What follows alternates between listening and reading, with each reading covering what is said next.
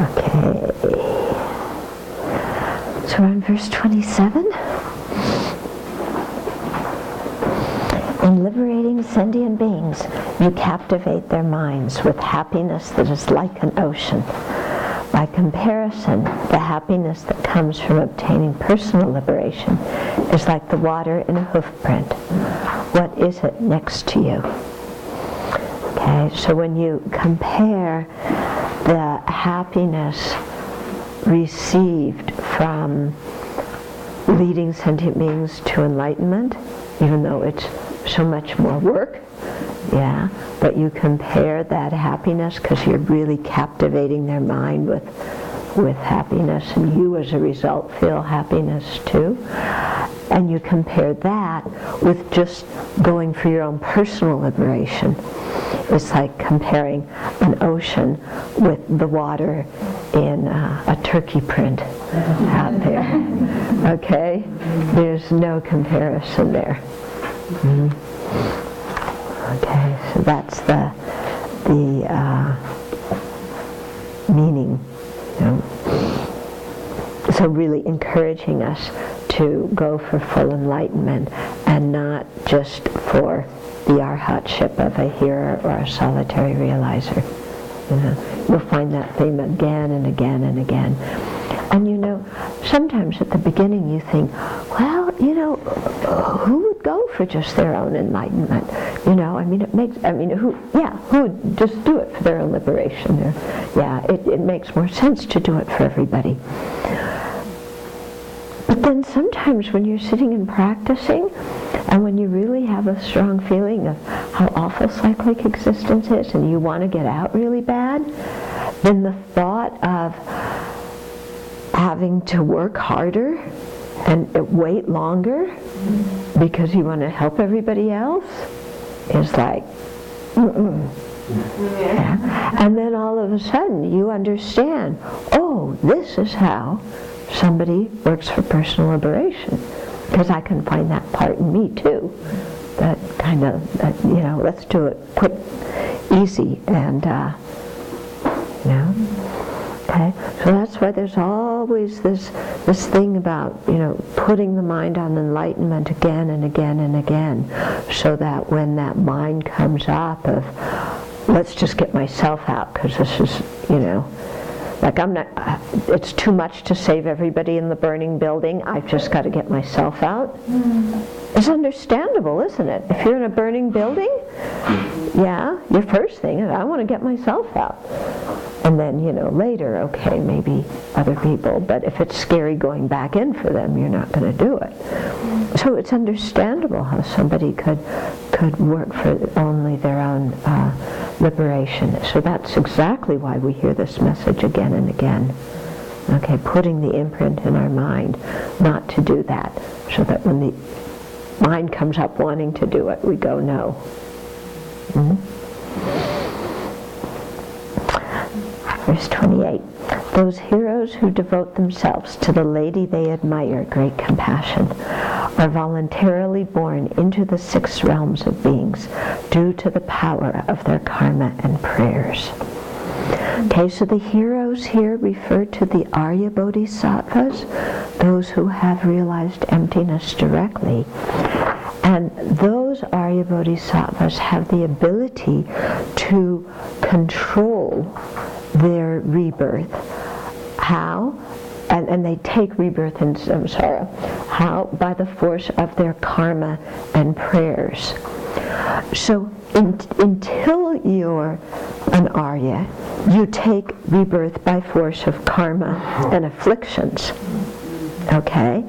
And then who knows what kind of karma can ripen, because until the middle of the second of the 5 bodhisattva path of preparation, you still even could possibly get born in the lower realms. It doesn't really happen, but there's, you don't eliminate the possibility completely.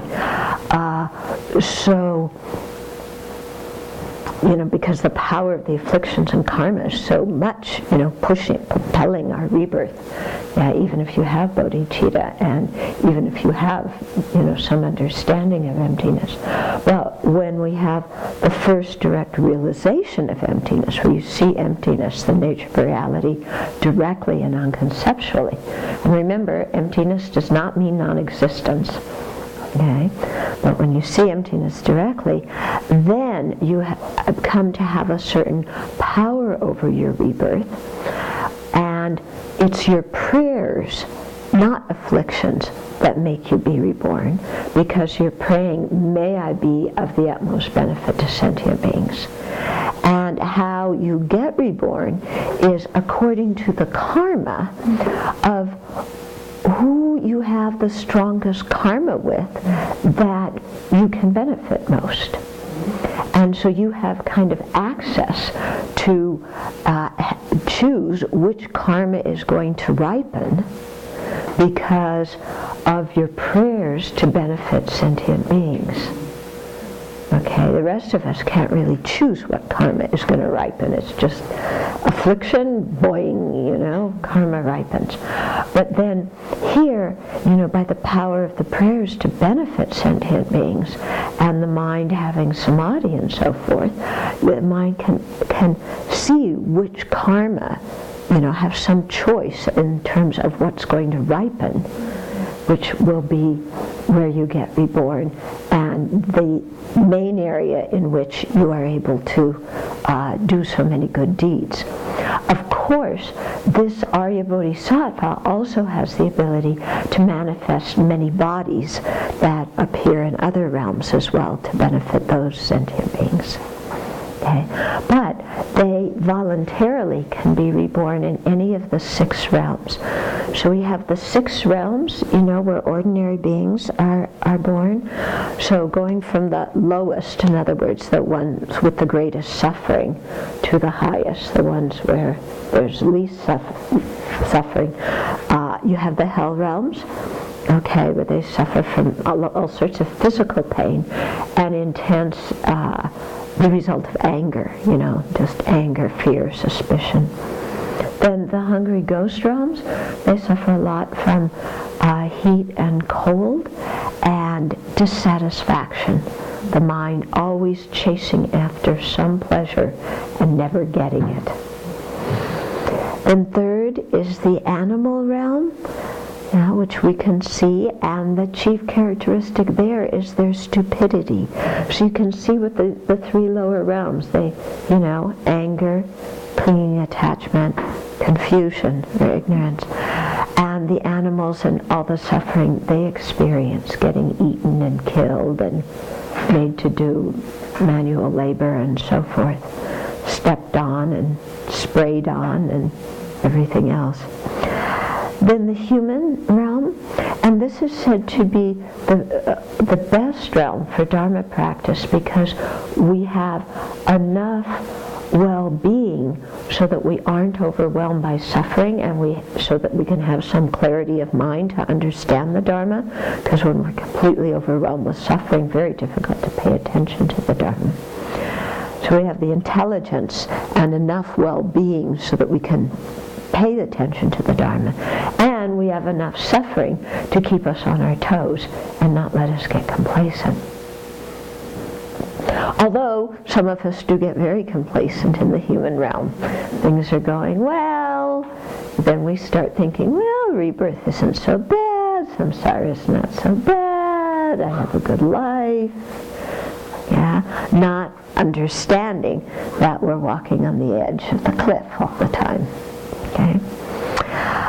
Then the realm above that is called the Demigod Realm, or the Asura Realm, and these are different beings that suffer from a lot of jealousy, and that's because the God Realm is the highest realm, and at least in terms of the desire realm gods, they have a lot of good things, a lot of pleasure, and the demigods have good things, but they're not quite as good as the ones the gods have. And they can see what the gods have, and they get jealous, and so they fight with them. Yeah. Okay, so create a lot of suffering that way. Then the God realm, they have so much sense pleasure deluxe, at least in the desire realm gods, that they lose the aspiration for the Dharma. Because you just have pleasure and you don't think that it's going to end someday. You think it's just going to keep going on. Okay? Now, within the God realm, that's the way you divide the realms in 6. Okay? Sometimes we talk about 3 realms. Here, okay, you have the desire realm, the form realm, and the formless realms. Now, how these fit in with the 6 is in the God realm of the 6, you have 3 types of gods. One is the desire realm god that has sense pleasure deluxe. One is the form realm god, where they have a subtle body and they're born there by the power of what level of concentration they were able to actualize. Yeah, what level of jhana or meditative stability they were able to actualize. And also within the God realm, you have the formless realm gods, where there are beings that don't have a gross form, and they are born there by even deeper levels of meditative stability. And they stay there in the bliss of samadhi for eons until that karma gets finished. Okay, so that's how the 3 fit in with the 6. Okay, so you kind of, within the 3, the first 5.5, the hell, hungry ghost, animal, human, demigod, and desire realm gods, okay, belong to the desire realm. Then you have the form realm and the formless realm. Okay? So, by the power of their prayers made out of great compassion and whatever karma they have to be able to have close affinity with certain beings, then these Arya Bodhisattvas take rebirth in any of these different realms in order to be of benefit to sentient beings. Yeah? So here you can really see the kind of compassion they have to, Now, of course, their experience of these realms is very different than our experience because they have great compassion and because at this level they have the realization of emptiness directly. Okay, so they don't experience these realms in the same way that we do, but still, how incredible that they come back to benefit us, especially when we're too busy to make time to see them. Yeah.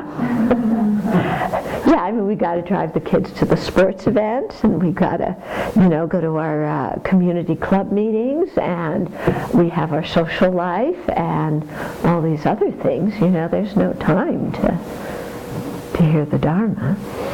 So, of course, they don't always manifest in a Dharma aspect. They can manifest in many kinds of aspects, kind of whatever is, even as inanimate objects, whatever will be of benefit to those sentient beings. But, of course, the sentient beings, to receive the benefit, have to have the karma to benefit. Okay?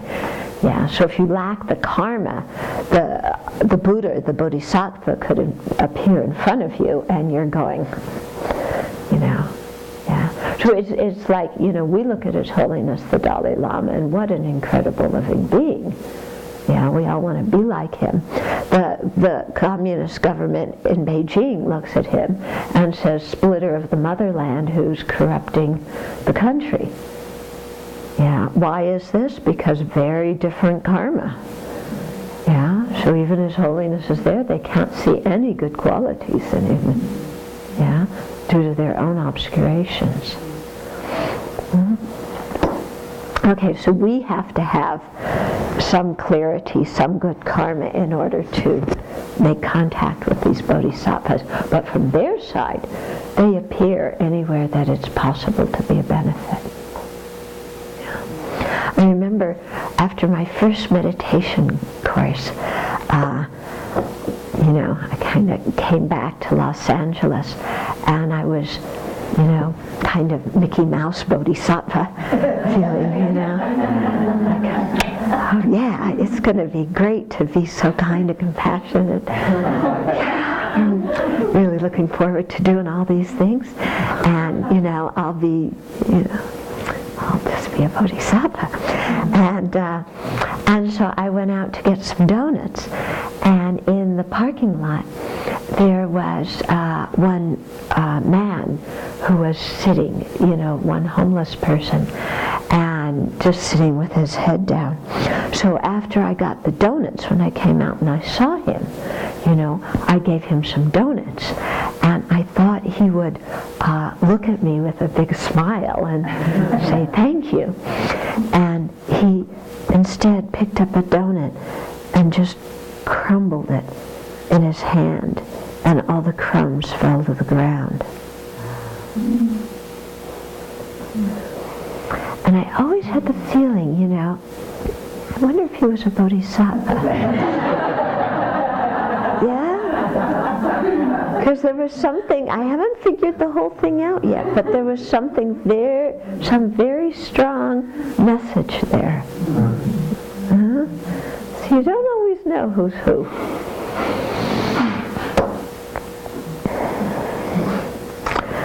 Okay. Verse 29, yet by the power of their merit their bodies are happy. Because of their skill or wisdom, their minds are happy. So even though they abide for the sake of others until the end of existence, how could they experience weariness? Okay, so this is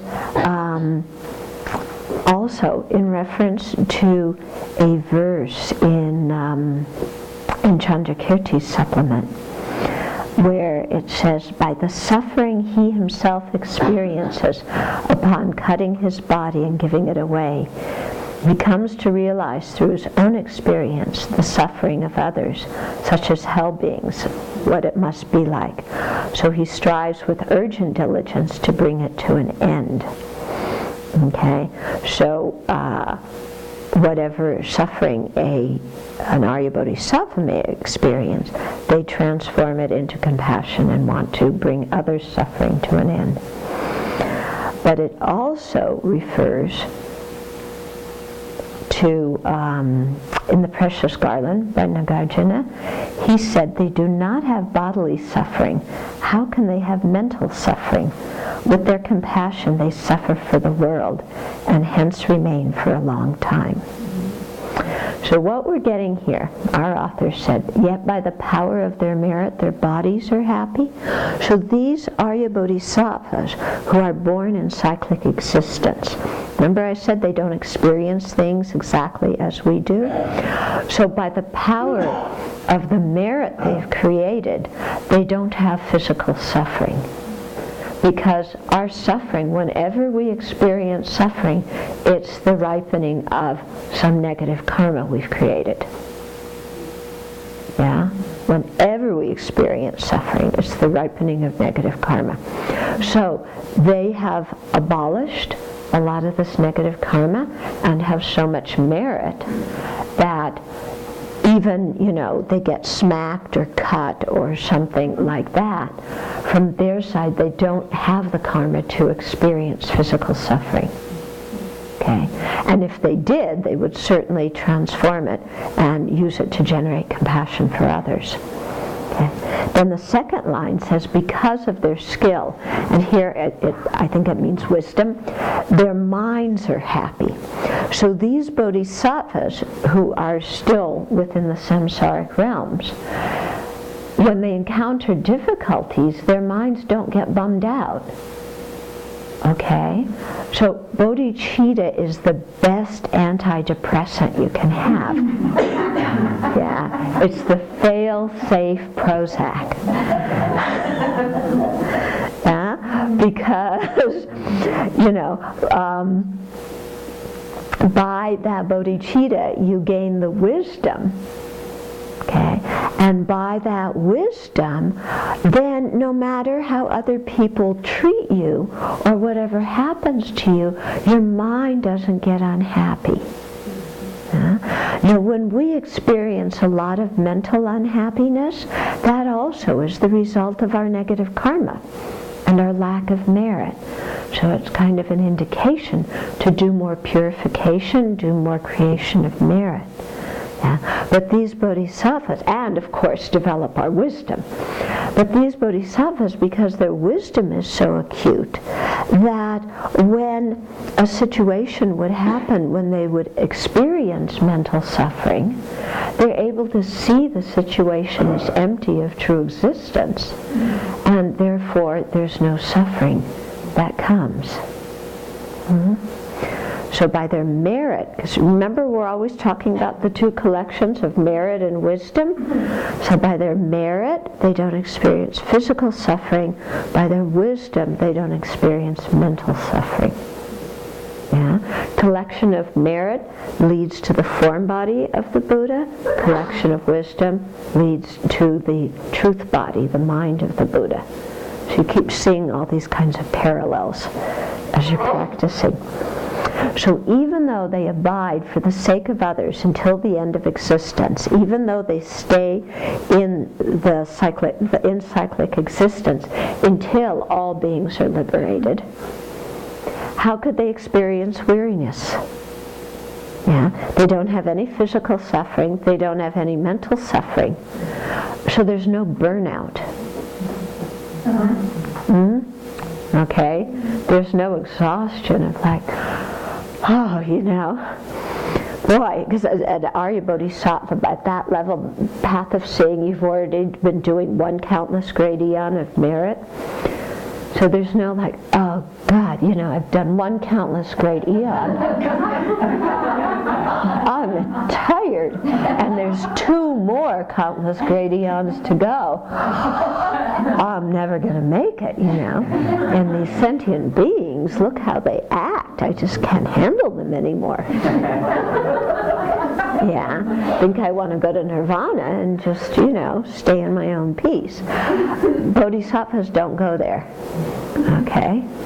They don't get weary and exhausted and depressed and disillusioned and everything like this. So I find that very hopeful to think about, that it's actually possible. If they can be like that, then I can develop my mind to be like that too. Yeah, because our mind streams, we all have the same potential. So it's possible to become like that, which sure would be nice, wouldn't it? Yeah, wouldn't that be nice? Wow. Okay, verse 30. Well, let's go back to 29. So if we reread that verse from Ratnavali, they do not have bodily suffering, so how can they have mental suffering? With their compassion they suffer for the world, and hence remain for a long time. So because of compassion, they suffer with the world, in the sense that they have that complete kind of empathy and sympathy that understands what other beings are going through, and therefore remain for a long time in cyclic existence to be of benefit. Yeah, to be of service. So at the Abbey, we don't call it work, we call it offering service. So this is kind of getting us to think of offering service to sentient beings, because that's what a bodhisattva does, is they offer service. All their actions are for the benefit of sentient beings. Okay, verse 30. O mind of compassion, how astounding that you are exclusively devoted to the welfare of others. But how much more astounding that you do this without hope of reward and without conceit. Okay? So mind of compassion, how astounding that you work exclusively devoted to the welfare of others. So, it's pretty amazing to think of somebody who all their actions are exclusively for the well-being of others. That's astounding, isn't it? But how even more astounding is that they do this without any expectations of reward and praise and gain for themselves, and without any arrogance, thinking that they're superior to those that they help. Yeah? You can see, those moments that, oh yeah, I'm going to work for the benefit of sentient beings, and I really hope they recognize it.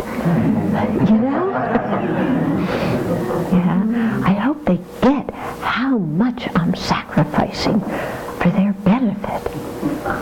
Yeah. And maybe they might even say thank you.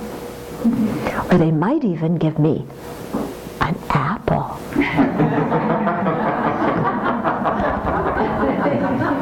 Or they might say some praises to me. Yeah? That's the way our ego mind thinks, isn't it? It's like, oh yeah, I'm going to work for the benefit of others. And under the table, there's going to be some kickback. Of course, I'm not looking for that. I'm not attached to it or anything. But it better be there. Okay? So it's pretty astounding thinking of these bodhisattvas who don't have that mind. Yeah? Who aren't looking for what they get out of it. And who aren't sitting there with their nose up in the air, looking down at the rest of us saying, you guys are just, can't get it together. Like Chenrezig, I've been liberating you from the lower realms, for eons, and you keep jumping back there. Yeah. Because that's what Chenrezig's been doing, yeah. I remember Song Rinpoche, many years ago when he came to California, and we took him to the beach. And he was looking at all the Californians on the beach sunbathing. And he said, they just got out of rebirths in the water and they want to go back in. Yeah? And it's true. It's kind of like, Chenrezig liberating sentient beings from the hell realm and then us just jumping back there again, So Chenrezig doesn't get arrogant and condescending about all of this, but just continues to help. That doesn't mean that Chenrezig lets himself get taken advantage of. Okay?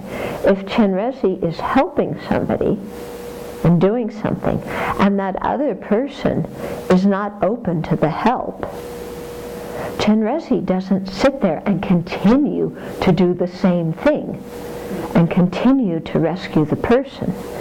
Chenrezig says, oh, that way of helping doesn't work. I've got to look for another way of helping, which might be to say to the person, okay, you want to do things your way? Be responsible. Yeah? Figure it out yourself. Yeah? Because whatever it is, and this is the thing with Chenrezig, is to be able to look and see what people need at a certain time. When do people need us to pull them up because they've fallen down? And when do they need us to teach them how to get up themselves? So to have that kind of discriminating wisdom that knows the best way to help. So Chenrezig doesn't just, the Buddhas and Bodhisattvas don't keep doing the same old thing. Saying, but they don't do that. They try all different sorts of methods. Okay? And they realize that ultimately it's each of our responsibility to help ourselves. The old phrase, my mother used to say this, you can lead a horse to water, but you can't make it drink. It's really true. And I think bodhisattvas see that. You can lead sentient beings, but you can't make them practice. You can't make them do anything. Yeah, you can just lead them to the water, and then it's their own volition, their own intention. So bodhisattvas know my responsibility is to lead them to the water, but my responsibility is not to make them drink, because I can't do that. Drinking is their responsibility. So then a bodhisattva understands this very clearly and doesn't get into all sorts of sticky, gooey relationships with people. Okay. So there's also a verse in Shantideva that talks about this quality of the bodhisattvas, those who have great compassion. Hence, although working for the welfare of others, they do it without conceit or dismay, and exclusively devoted to the welfare of others, they have no hope of gaining karmic reward. So let alone, praise and offerings, they're not even thinking, oh, I'm going to get a lot of merit from this. Yeah, I'm going to get some kind of karmic reward and get a good rebirth. Da-da-da-da-da. They're just doing it solely for the benefit of the other. And without conceit or dismay, without discouragement. Incredible. Isn't it incredible? Yeah.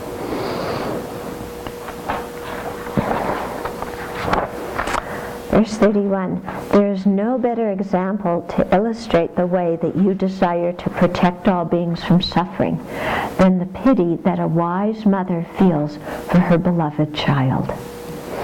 Okay, so this is an example that we find in the scriptures again and again to illustrate how a bodhisattva looks at us. Okay, and it's just an analogy. It's not all the factors of the analogy are the same. Okay, but they compare it to how a mother or a father looks at their child, yeah, and will do everything and anything to alleviate their child's misery. Yeah, and when you think about it, especially when the kid is an infant, and they wake you up every night in the middle of the night screaming because they want to be fed or they wanted to be comforted or whatever, and you get up and help them, and this baby is not going to say thank you, and this baby is not going to praise you. The baby doesn't know how. You do it just out of love for this little being who is helpless. Okay, so that's the way the analogy fits, just that very selfless way of being of benefit, okay, especially to a helpless infant. Of course, when the child gets older, it gets much more difficult because they aren't helpless then. Yeah, so as a parent you begin, and rightly so, to have certain expectations, of somebody who is a certain age, and then you quickly realize that you may have all your expectations and they may be valid, but that doesn't mean the kid's going to fulfill them. Okay? Does it? Moms out there, dads out there, how many of you parents? Yeah? Okay, so they're not going to fulfill, but you keep trying. You just got a full night's sleep and now another one's coming to wake you up in the middle of the night. Yeah. But it's that same kind of, just affection for this little being, and like whatever I can do, I'm going to do it for this child. So that's the analogy that's used. Okay? Of course, parent-child relationships, like I said, they do get stickier, and you start to have possessiveness and expectations, and your own ego identity gets buffeted around according to how your child acts, and what your friends think of what your child is doing. You know, when I got ordained, my parents said, what are they going to think? You know? Yeah, you're going to live in Nepal. They don't even have flush toilets, and, you know. So, you know, it's hard on parents. And you have a lot of reactions to how your kids are. So that part of it the bodhisattvas don't have. But yeah, that's why I said there's a certain part of it that where the analogy fits and another part where the analogy doesn't fit. Okay? But this also may be inspiring for those of you parents who are watching your kids grow up, and yeah, trying not to pull your hair out at the same time.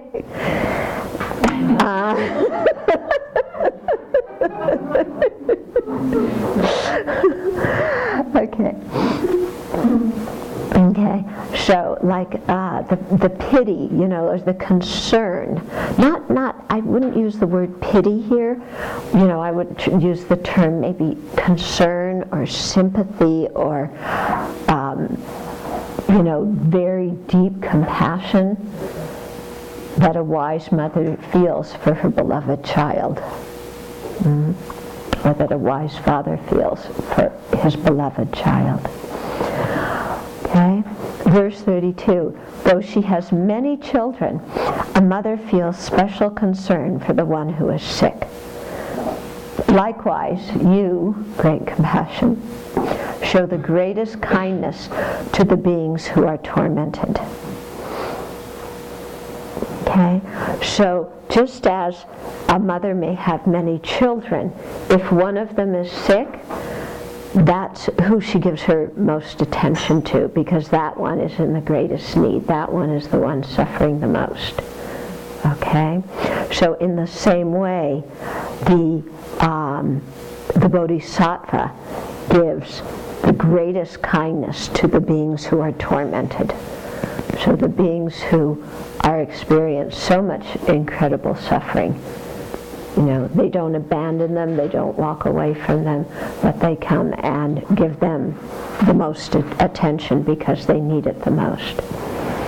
I heard a story in the Zen tradition. I don't know how long ago it occurred, but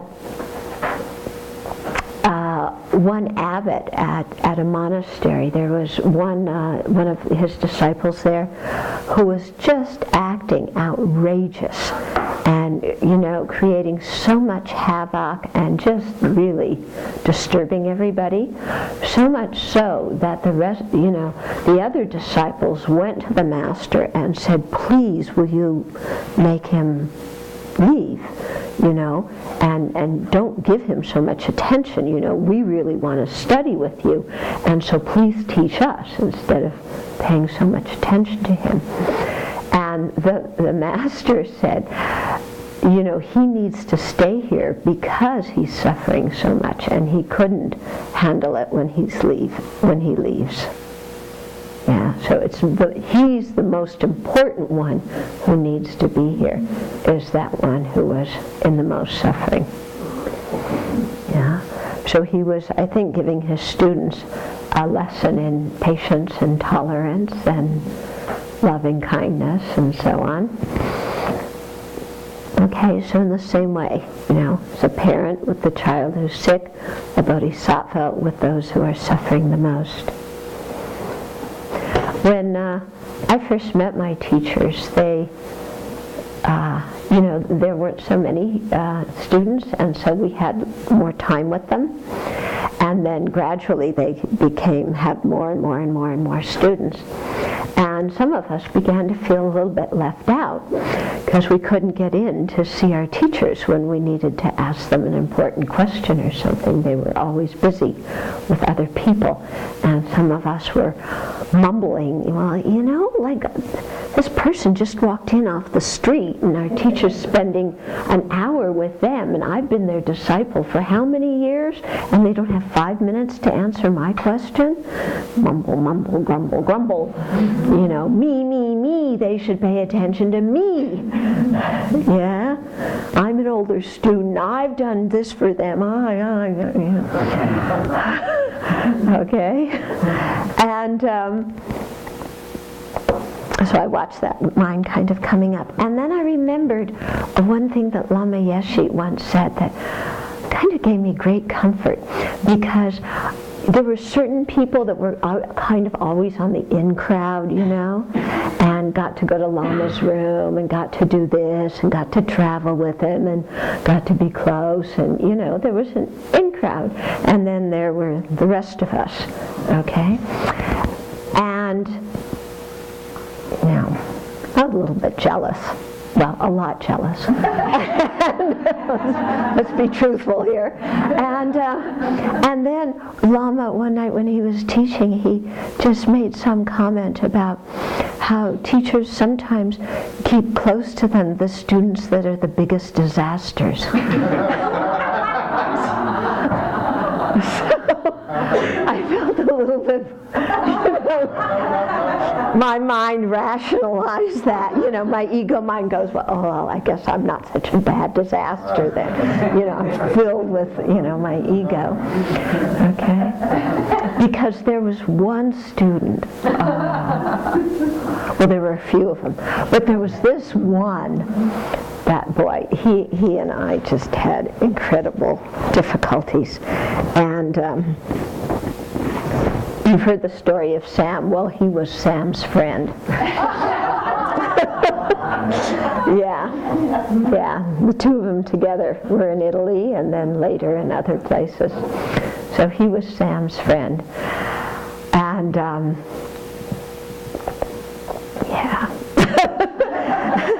so he and I really had a hard time together. It was all his fault. But one day, when was this? This must have been maybe 1987. And I had just come back from Taiwan, where I had taken full ordination, and there were two Chinese nuns who were coming to His Holiness's teachings, and then they went to Kopan to meet my teacher. And I was like so happy to have these Chinese nuns there and be able to show them, introduce them to my teachers and everything. And so because they were guests, my teacher invited the three of us to have lunch. I never got an invitation alone, but because they were guests, I snuck in. So, we just got there and we were starting to talk to Rinpoche, and then this guy comes in. Okay, we got to give him a name. What are we going to call him? What? Bruce. Okay. Bruce walks in. And there was a meeting of my teacher's organization going on at the same time in a different part of the monastery. And he was at that meeting. So he just walks in, doesn't even knock, just walks into the room where we're eating and starts talking to my teacher and saying, I've worked so long in this organization and I just came out of this meeting and all these people are criticizing me and they're blaming me and they're dumping on me. And I'm sitting there going, I know why. Yeah. I know why. You deserve it, Bruce. Yeah. And so he's just like pouring out all his problems. He's really, he's really mad about this, pouring out all his problems. And Rinpoche just sits there and listens and listens and listens. And I'm going, get the hell out of here, Go away. This is our lunch. And can't you see there's two guests, from Taiwan, and we want to talk to Rinpoche? So the lunch comes, the lunch goes, the dessert comes, the dessert goes. Bruce is still talking. And Rinpoche is saying, don't worry about what they say.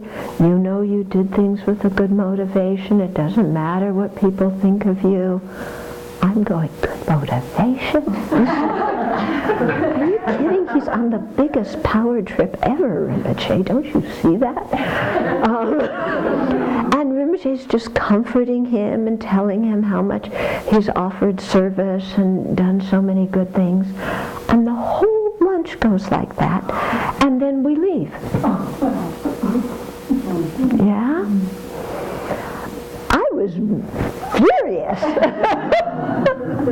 Which shows you my level of realization. Yeah.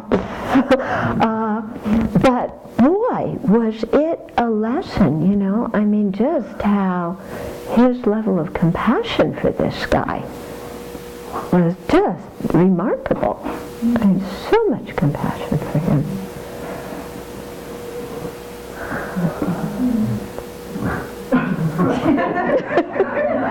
I don't dislike him now, you know. I mean, I hardly see him now. Although I saw him when I went to Delhi for His Holiness's teachings last year. I saw him, you know, we get along fine now when we see each other.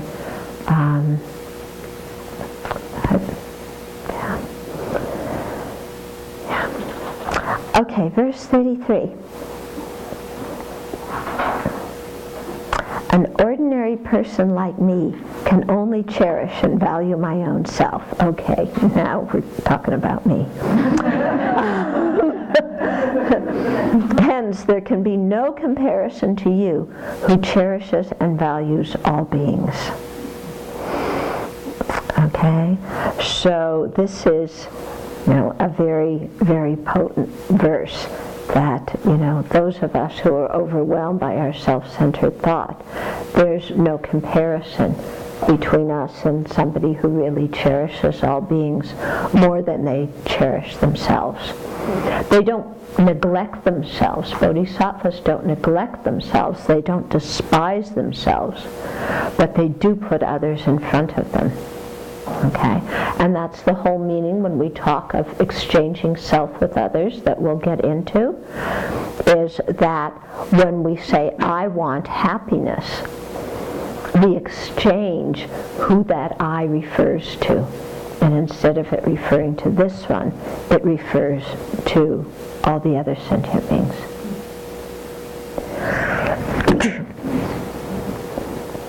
Okay.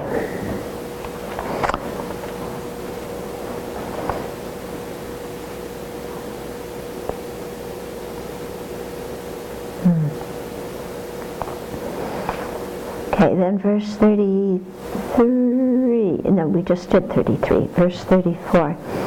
Even though I greatly fear suffering, I have no fear of negativity, of misdeeds. That is how I am. But your nature is to fear negativity millions of times more than you fear suffering. Yeah, so this is really getting at the crux of the, you know, one of the cruxes of the difference between an ordinary being and a bodhisattva is that we ordinary beings fear suffering. We don't fear the cause of suffering.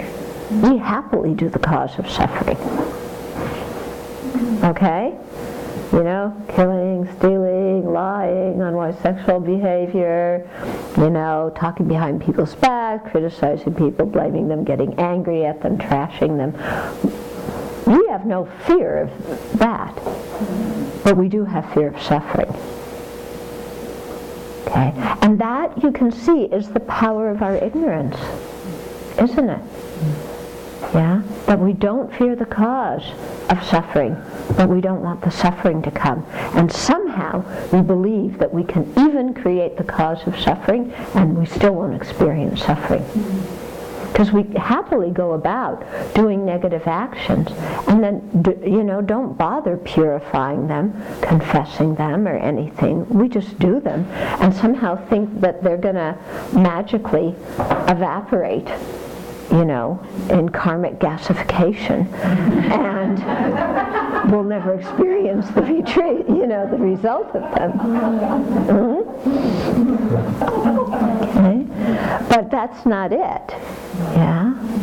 Whereas bodhisattvas don't fear suffering. Yeah, their minds are so brave that even if they have to experience suffering to benefit somebody, they don't fear that suffering.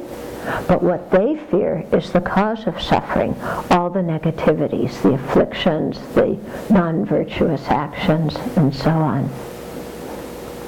Okay?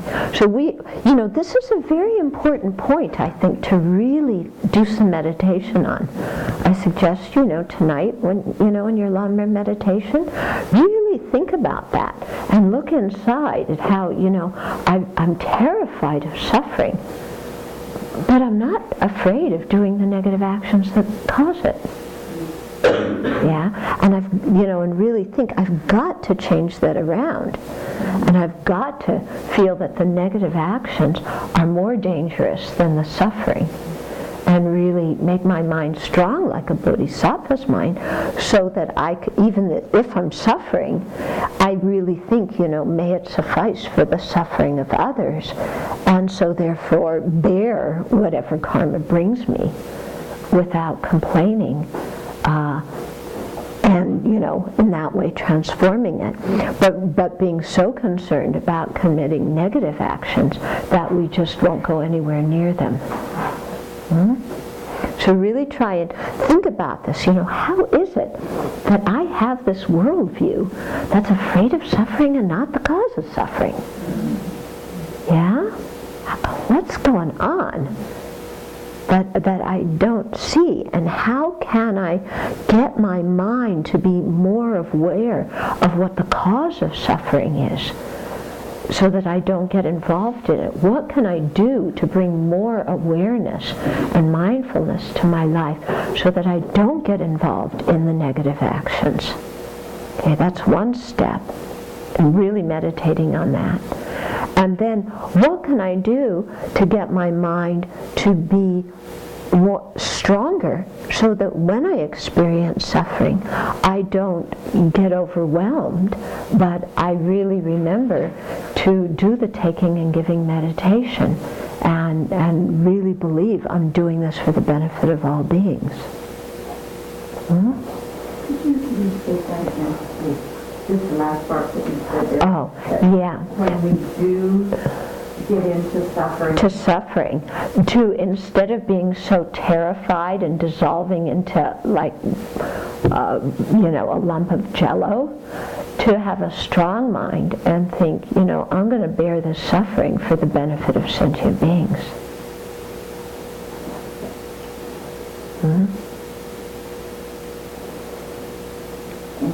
Okay? So to do this kind of meditation, and even if we're not at the level right now where we can actually bear suffering, even for our own benefit, we don't want to, let alone others, just try, think about what would it feel like to be that way.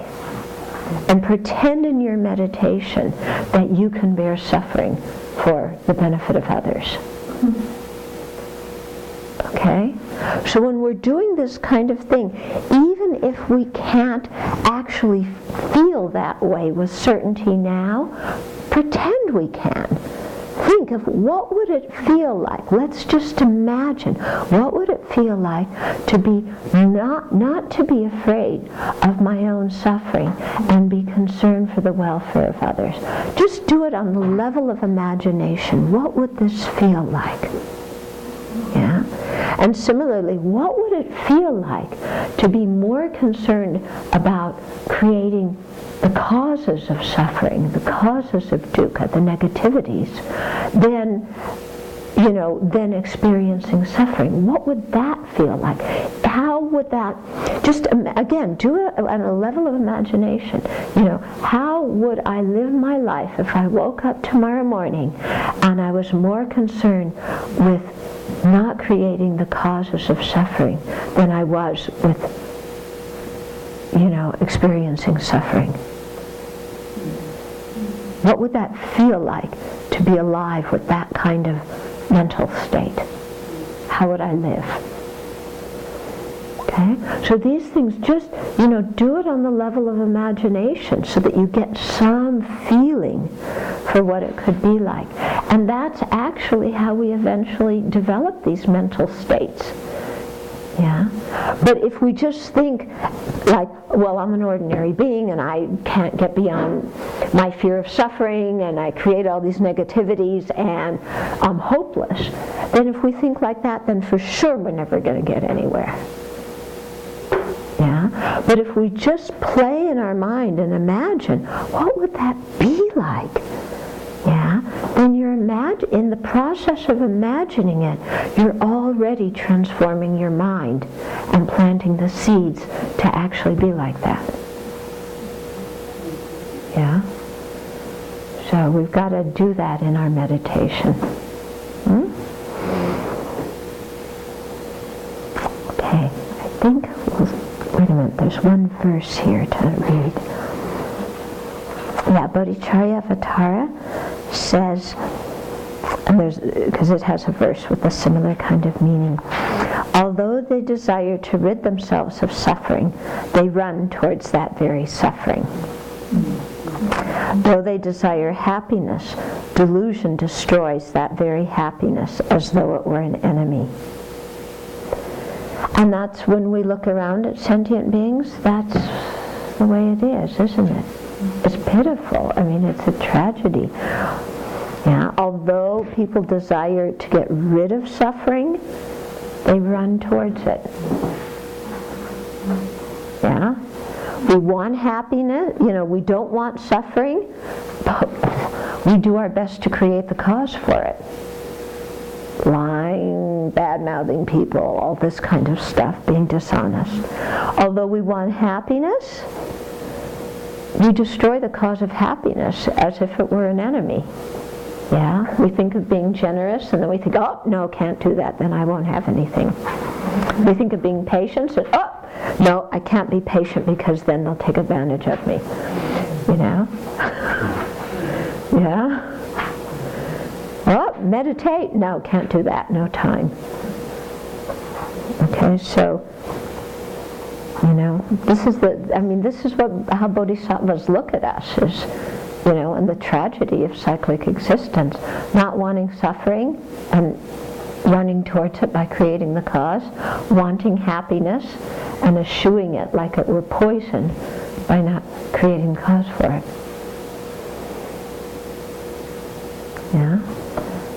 So, when you think about it, it's amazing that bodhisattvas aren't just dissolved in tears looking at our situation.